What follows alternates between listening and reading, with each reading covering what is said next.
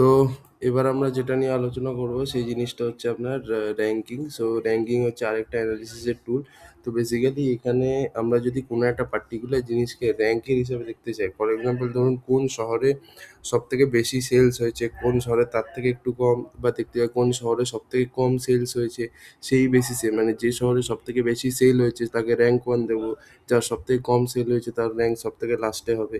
তো ওরকমভাবে বেসিক্যালি যদি আমি সাজাতে চাই ডেটাটাকে, যে যেখানে সবথেকে ম্যাক্সিমাম কোনো ইভেন্ট হয়েছে সেটা র্যাঙ্ক 1 হবে, যেখানে সেই ইভেন্টটা মিনিমাম টাইম হয়েছে সেটাতে র্যাঙ্ক লাস্ট থাকবে। তো এই র্যাঙ্ক দেওয়ার জন্য বেসিক্যালি আমরা র্যাঙ্কিংটা ইউজ করি। তো চলুন আমরা এখানে র্যাঙ্কিংটাকে নিয়ে আসলাম। এবার এখানে ধরুন ডাইমেনশানে আমি একটা ডাইমেনশন একটা মেজার লাগবে, রিজিয়ন দিলাম। আমি দেখতে চাই কোন রিজিয়নে সাম অফ সেলস কত হয়েছে, ঠিক আছে, সেই বেসিসে র্যাঙ্কিং দেখতে চাই। তো এখানে অ্যাভারেজ প্রাইস আমি দিলাম, দিয়ে এখানে সাম অফ অ্যাভারেজ প্রাইস দিলাম। তো আমরা দেখতে পাচ্ছি এটাকে যদি একটু আমি জুম করি, তাহলে আপনি এখানে একটা ভালো জিনিস দেখতে পাচ্ছেন, সেটা হচ্ছে যে সবথেকে বেশি অ্যাভারেজ প্রাইস কোথায় বিক্রি হয়েছে, হার্টফোর্ড স্প্রিংফিল্ড, ঠিক আছে, হার্টফোর্ড স্প্রিংফিল্ড। ঠিক আছে, এবার আপনি চাই এখানে যদি এডিট শিটে যান, তাহলে আপনি দেখতে পাবেন যে সবথেকে বেশি আপনার অ্যাভারেজ প্রাইস হচ্ছে হার্টফোর্ড স্প্রিংফিল্ডে, তার থেকে একটু কম হয়েছে স্যান ফ্রান্সিসকোতে, তার থেকে একটু কম হয়েছে নিউ ইয়র্কে।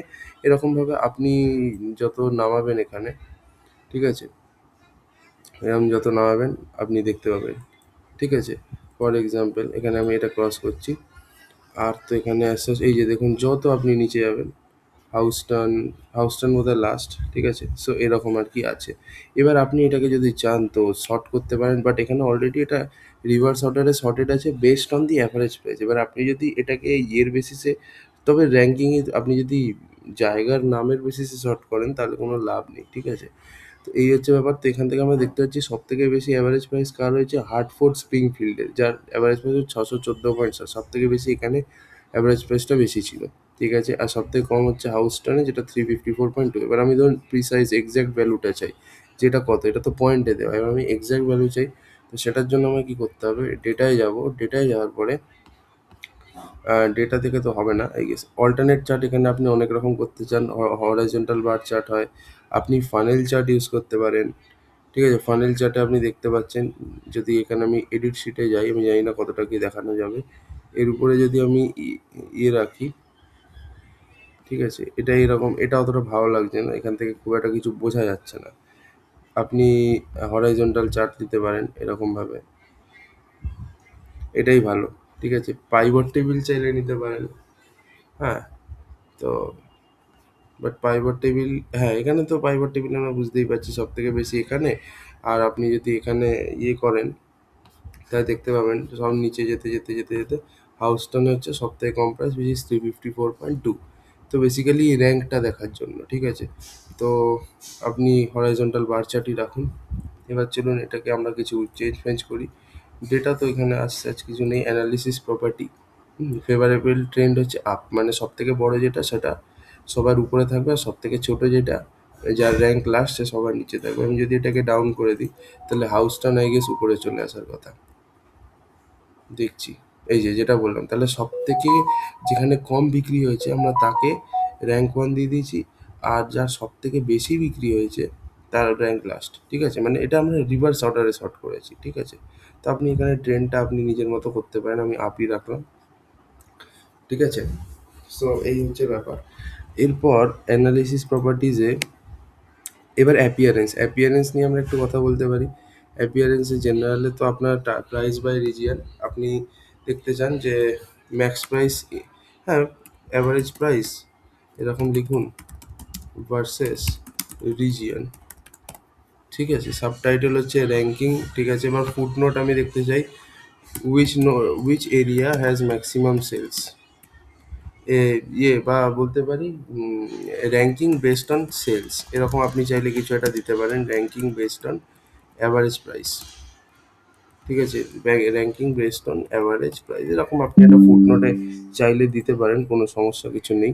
আপনি এরপরে যদি প্রেজেন্টেশনে যাই, তার মানে এটা কীভাবে আমরা সুন্দর সুন্দর করতে পারি সেটা করা যায়। তো প্রেজেন্টেশনে আমরা গেলাম, এই যে যা বাবা,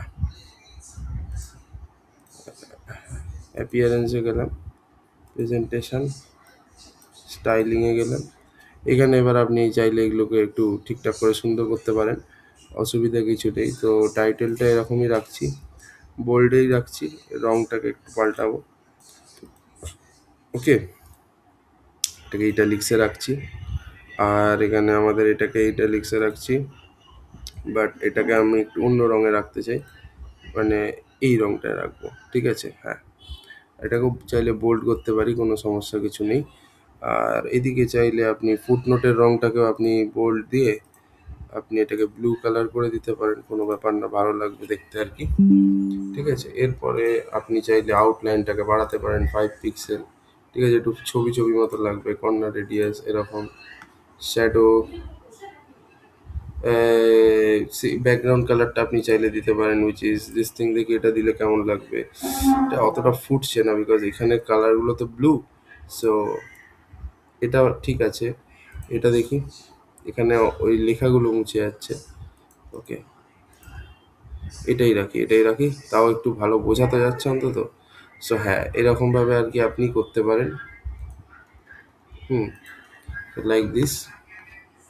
এরপরে শ্যাডো আপনি চাইলে দিতে পারেন, লার্জ শ্যাডো দিলে এরকম দেখতে লাগবে, ঠিক আছে? সো এই হচ্ছে ব্যাপার। এবার আপনি এখানে চাইলে ফিল্টার পেন লাগাতে পারেন, তাহলে যে কোনো একটা সিটির রেসপেক্ট আপনি দেখতে পাবেন। তো তার জন্য কি করতে হবে, এখানে এসে এই ফিল্টার পেনটা নিয়ে এইখানে ড্রপ আইটেম করে দিতে পারেন। না, ক্যান্সেল, আমি এটাকে একটু আগে ছোট করতে হবে, নাহলে ফিল্টার পেনটা দেখানো যাবে না। ওকে, সো ফিল্টার পেনটাকে আমি এখানে নিয়ে গেলাম, দিয়ে আপনি অ্যাড ডাইমেনশন করে অবভিয়াসলি আপনি এখানে যদি রিজিয়ন দিয়ে দেন, তাহলে প্রত্যেকটা একটা সিঙ্গেল রিজিয়নের রেসপেক্টে দেখতে পারবেন, অসুবিধা কিছু নেই। এবার চলুন আমরা আরেকটা এরকম দেখি, ঠিক আছে? আচ্ছা, এইটাকে আমরা যদি এবার এডিট শিট করি, আমরা এখানে সব জিনিসের কিন্তু এটা ঠিক করে দেখতে পাবো। আচ্ছা দাঁড়ান, তার আগে এটাকে আমি পুরো জুম করে নিই, হলো তো? জুম করে নেওয়ার পরে এইবারে দেখুন এখানে পুরো সব কিন্তু দেখাচ্ছে। এখানে আমরা দেখছি যত এটা ফেড হচ্ছে রংটা, বুঝতে পারছি তত কম সেল হয়েছে, আর যত রংটা ডিপ হচ্ছে বুঝবো তত বেশি অ্যাভারেজ প্রাইস, ঠিক আছে? তো র্যাঙ্ক ওয়ানে হবে, সেই জন্য সব থেকে বেশি উঁচু এটা, এই লাইনটা হরাইজন্টালি যদি আমরা দেখি। এনিওয়েজ, সো এটা হয়ে গেল। এবার এখানে জেনারেলে প্রেজেন্টেশনের পরে তো আর সেরকম কিছু নেই, অল্টারনেট স্টেটস লাগবে না, জেনারেল, হ্যাঁ হয়ে গেল। এবার ধরুন আমি আরেকটা, এই যে এটাকে এডিট শিটে আমি একটু দেখিয়ে দিই। So this is something like this. আচ্ছা, এবার অন্য একটা আমরা যদি র্যাঙ্কিংয়ে আরেকটা ইভেন্টের বেসিসে ধরো আমি র্যাঙ্কিং করতে চাই, ঠিক আছে, অসুবিধা কিছু নেই। তাহলে এখান থেকে ধরুন আমি এই র্যাঙ্কিংটাকে নিয়ে এলাম, এখানে রাখলাম, রাখার পরে ডাইমেনশানে আমি দেখতে চাই, আর ডাইমেনশানে অবভিয়াসলি আমি রিজিয়ানই দিচ্ছি।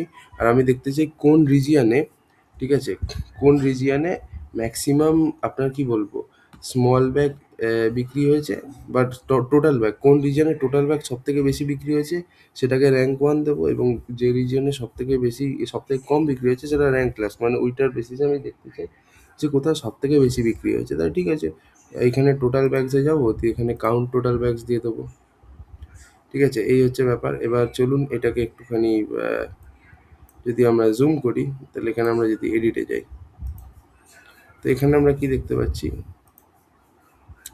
যে এখানে সব জায়গায় ইকুয়ালি বিক্রি হয়েছে, ঠিক আছে?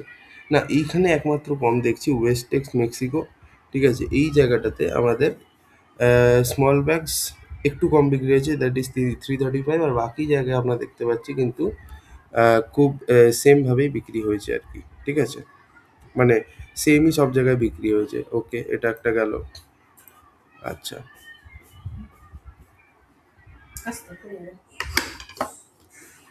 এইবার আমি ফর এক্সাম্পল এটাকে একটু ছোট করে দিলাম, বিকজ জায়গার একটু শর্টেজ আছে। ওকে, লাইক দিস। হ্যাঁ, এরকমভাবে আমি একটু শর্ট করে দিলাম। এবার ধরুন আমি আরেকটা এরকম র্যাঙ্কিং দেখতে চাই, অন্য কোনো একটা নতুন জিনিসের এক্সটেন্ড শিট করে দিলাম। হ্যাঁ, এবার এটাকে একটু বাড়িয়ে দিচ্ছি, ঠিক আছে, বাড়িয়ে দিলাম। আচ্ছা দাঁড়ান, স্ক্রিন রেকর্ডার চলছে, সমস্যা কিছু নেই।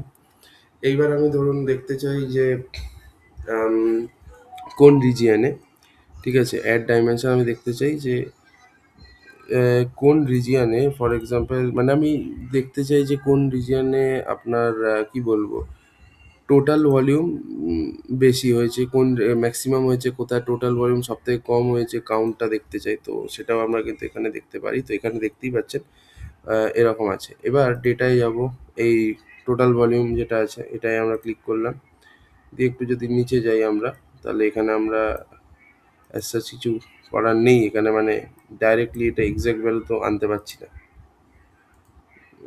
না, এটা কিছু করা যাবে না, এটা যাকে নো প্রবলেম। তো এখান থেকে বেসিক্যালি আমরা দেখতে চাই, আমরা দেখতে পাচ্ছি কি, চলুন এটাকে একটুখানি আমি জুম করি তাহলে বোঝানো যাবে। ওকে, এইখানে আমি এডিট শিটে এলাম। তো আমি দেখতে পাচ্ছি যে রিজিয়ন বেসড এখানে আমাদের কি হয়েছে, র্যাঙ্কিং হয়েছে, কিন্তু এখানে আমাদের রিজিয়নটাকে দেখাচ্ছে না কেন, কি হলো গল্পটা? এখানে যেমন দেখাচ্ছে রিজিয়নের বেসিসে র্যাঙ্কিংটা, বাট এইখানে আমাদের রিজিয়নটা দেখাচ্ছে না কেন ভাই? Wait, let me do this again. Ranking এখানে নিয়ে এলাম। ফর এক্সাম্পল আমি দেখতে চাই কোন রিজিয়নে ম্যাক্সিমাম হয়েছে, কোন রিজিয়নে মিনিমাম হয়েছে, ওইটা দেখার জন্যই মেনলি আমরা এই র্যাঙ্কিং ইউজ করি। ঠিক আছে, একসাথে ম্যাক্সিমাম এবং মিনিমাম দেখতে চাই এবং মাঝখানে কোথায় কী হয়েছে সবটা। তো এর জন্য আমরা সবার আগে এখানে স্মল রিজিয়নটাকে নিয়ে নিলাম। ঠিক আছে, আর এখানে আমরা দেখতে চাই টোটাল ভলিউম, তাই তো? টোটাল ভলিউম, টোটাল ভলিউমের কাউন্টটা। তো এখানেও সেই একই গল্প, এখানেও সব জায়গায় মোটামুটি টোটাল ভলিউম সেমই আছে। ঠিক আছে, সো আপনি যদি চান তো দেখতেই পারেন। এ দেখুন, এখানে কিন্তু সবই মোটামুটি, শুধু ওয়েস্ট টেক্স নিউ মেক্সিকোতে একটু কম আছে। তো এখানে আমরা বুঝতে পারছি চার্টটা খুব ইউনিফর্মলি ডিস্ট্রিবিউটেড আছে। তো এইভাবে আপনি চাইলে বিভিন্ন জিনিসের র্যাঙ্কিং বার করতে পারেন। কোনো একটা পার্টিকুলার জিনিস যদি দেখতে চান যে কোনো একটা জায়গায় সবথেকে কোন জায়গাটায় সবথেকে বেশি বিক্রি হয়েছে, কোন জায়গায় সবথেকে কম বিক্রি হয়েছে, এবং সেকেন্ড হায়েস্ট কোন জায়গায় বিক্রি হয়েছে, থার্ড হায়েস্ট কোন জায়গায় বিক্রি হয়েছে, এগুলো আপনি যদি দেখতে চান তো আপনি করতে পারেন। সিমিলারলি ধরুন সেকেন্ড হায়েস্ট স্যালারি যদি আপনার বার করতে হয় এমপ্লয়ির, তো আপনি ডেটা ভিজুয়ালাইজেশন করে খুব ইজিলি বার করতে পারেন যে কার সব থেকে, কার স্যালারি হচ্ছে সেকেন্ড হায়েস্ট। তো এরমভাবে আর কি আপনি র্যাঙ্কিংগুলো করতে পারেন। ঠিক আছে, তো এই হচ্ছে ব্যাপার। So thank you for watching.